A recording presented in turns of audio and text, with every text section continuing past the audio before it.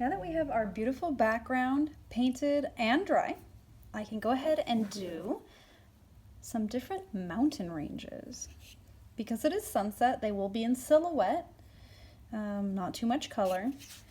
So I'm going to go ahead and mix my farther gray, which is going to be a much lighter gray. Then I'll progressively get darker and darker as the ranges get closer.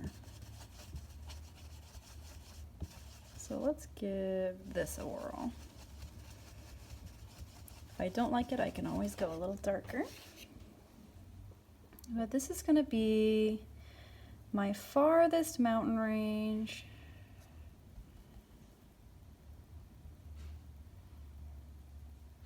And due to the fact that there is stuff in the air, water and dust and other things, those little things obscure our view of faraway objects. So this range that is far away is going to appear lighter.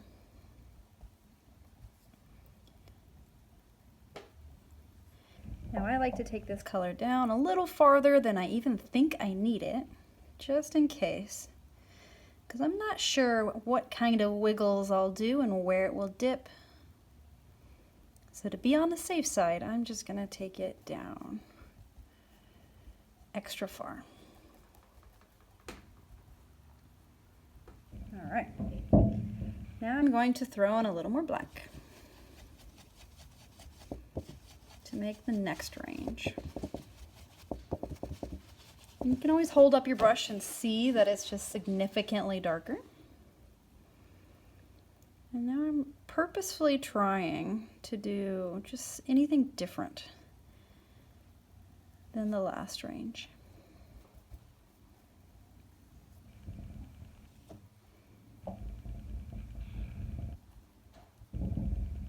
Because this one is closer, it stands to reason that it will show more detail, right? It's closer, we'll be able to see more.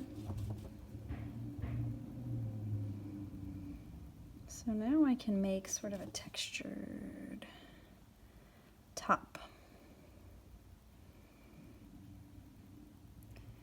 You might see little treetops.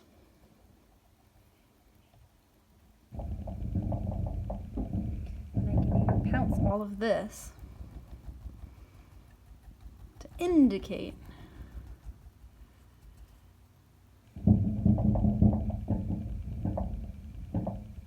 trees, bushes, things going on. Just by changing the texture, by pouncing instead of brushing side to side, makes it seem like there's more going on. Awesome. Now finally, we'll go really dark.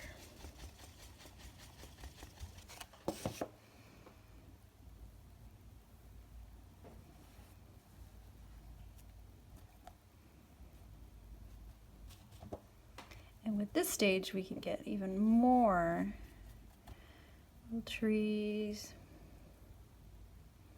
Just flick up, up, up. And it looks like a whole little range of forest.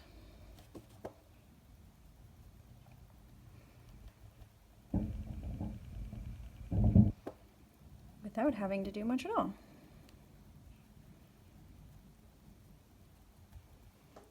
Awesome. It looks so good.